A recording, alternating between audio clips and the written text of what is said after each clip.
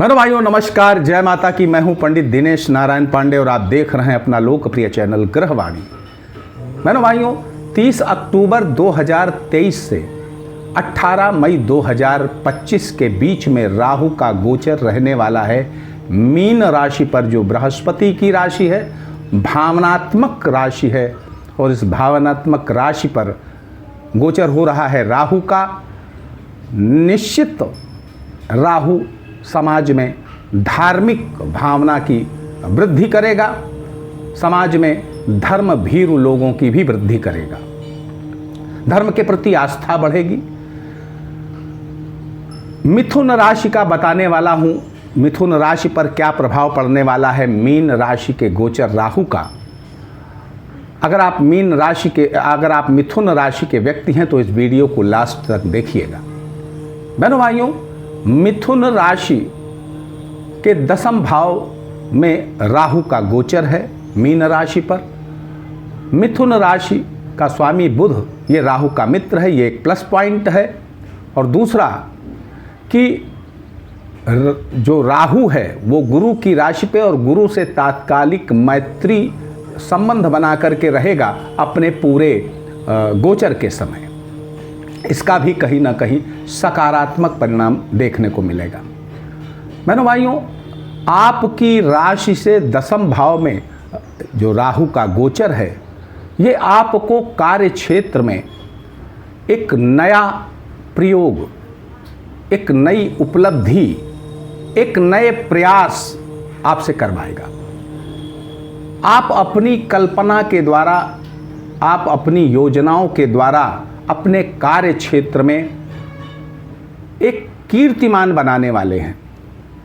और उससे होगा क्या कि जो आपके सहकर्मी हैं उनकी आंख में आप किरकिरी बन जाओगे। वहीं आप जो अपने उच्चाधिकारी हैं उनकी नज़र में आप प्रशंसनीय बन जाओगे। ये एक बड़ा अच्छी बात है।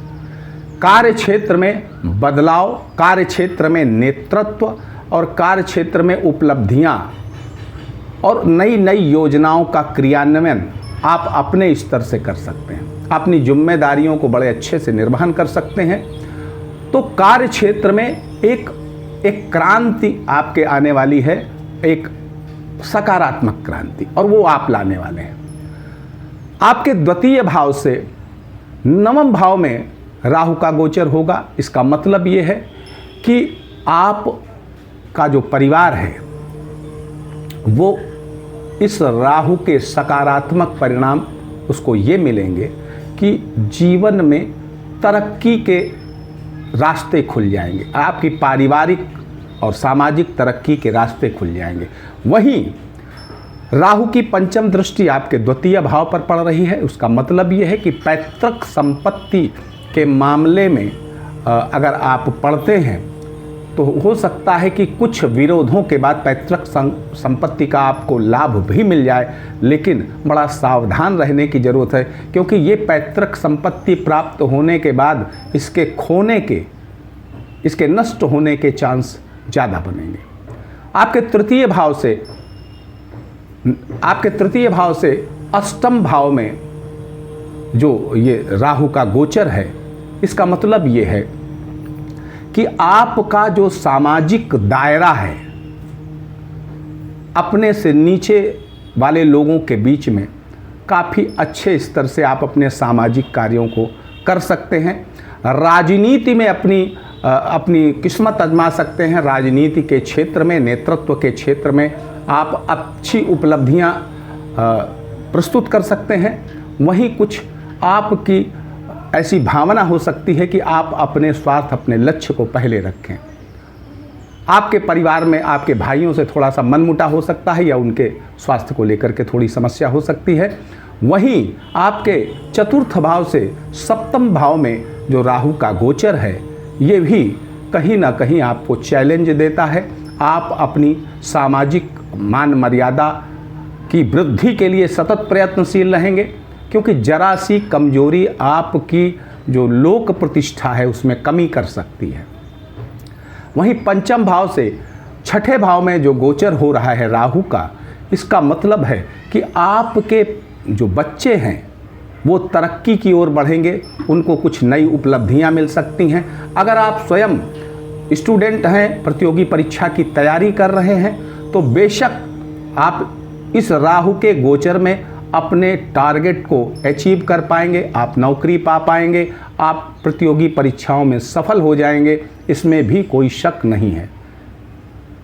आपके प्रेम संबंध, अगर प्रेम संबंधों की बात करें तो प्रेम संबंधों के लिए भी ये राहु का गोचर ठीक है। विवाह की बाधाओं का शमन हो सकता है। अगर प्रेम संबंधों में विवाह करने के इच्छुक हैं तो विवाह की संभावनाएं बन सकती हैं। वहीं ये जो दशम भाव में मीन राशि में राहु का गोचर है, ये आपको मदद दे सकता है इस संबंध में भी और आपके प्रमोशन में भी। वहीं छठे भाव से पंचम भाव में राहु का गोचर है आपके छठे भाव से, आपके शत्रु नए नए षड्यंत्र आपके सामने रखेंगे। आपके सामने नए नए षड्यंत्र, आपके शत्रु बढ़ जाएंगे और आपकी प्रगति के रास्ते पर नए नए षड्यंत्र रचेंगे। लेकिन पॉजिटिव पक्ष ये है कि आपके शत्रु मुंह की खाएंगे, हार मान लेंगे और आपके सामने नतमस्तक हो जाएंगे। वहीं सप्तम भाव से चतुर्थ भाव में राहु का गोचर आपके स्पाउस, आपके जीवन साथी को कुछ शिकायतें, आप उसके दिल में आपके प्रति कुछ शिकायतें बनी रह सकती हैं, क्योंकि चतुर्थ भाव से सप्तम भाव से चतुर्थ जो स्पाउस का सुख भाव है वहाँ राहु बैठेगा, तो आपके स्पाउस के अंदर आपके प्रति कई शिकायतें रहेंगी, वो आपसे शिकायतें रखेगा। अष्टम भाव से तृतीय भाव में राहु है, इसका मतलब ये है कि कुछ ऐसी अनायास उपलब्धियां आपको इसी दरमियान मिलेंगी जिनकी आप कल्पना भी नहीं कर सकते। अचानक कहीं से वसीयत प्राप्त हो जाना, अचानक आपको कुछ ऐसी उपलब्धियां हासिल हो जाना जिनकी आप कल्पना भी नहीं करे थे। नवम भाव से द्वितीय भाव में राहु का गोचर है, यानी आप धर्म को अपने लिए इस्तेमाल करेंगे, विनम्रता के साथ इस्तेमाल करेंगे, धर्म की को अपने हिसाब से परिभाषित करेंगे, ये भी आपके अंदर योग्यता हो जाएगी। और वहीं एकादश भाव से द्वादश भाव में राहु का जो गोचर है, लाभ भाव से द्वादश भाव में, इसका मतलब ये है कि आप अपने खर्चों पर नियंत्रण न कर पाएंगे, इसलिए थोड़ा सा अपने खर्चों पर भी आपको ध्यान देना पड़ेगा। अपने बड़े भाइयों के स्वास्थ्य और उनसे संबंधों के प्रति भी आपको ध्यान रखना पड़ेगा। अपने मित्रों से भी आपको बहुत अच्छे से संबंध बना के रखने पड़ेंगे।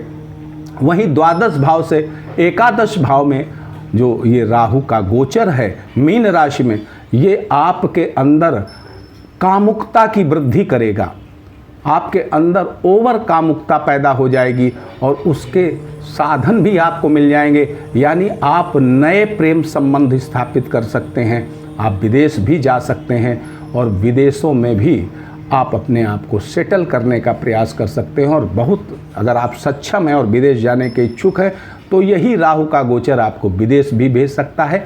बहनों भाइयों, ये रहा राहु का फल आपकी राशि पर। अब ये जरूरी नहीं है कि मिथुन राशि के सभी व्यक्तियों पर ऐसा समान फल हो। खास तौर पर ये राहु का फल किनको नुकसान करेगा वो आप समझ लीजिए। जिनकी जन्म कुंडली में राहु, यानी जिसकी जन्म कुंडली में मीन राशि में गुरु है, या जिनकी कुंडली में मीन राशि में शनि है, उनको ये राहु बड़े बुरे रिजल्ट देने वाला है। ये सभी के लिए है, कोई आपके लिए नहीं। आप सुखी रहें, समृद्ध रहें, इसी मंगलमयी कामना के साथ विदा लेता हूँ। एक बार प्रेम से बोलिए जय माता की।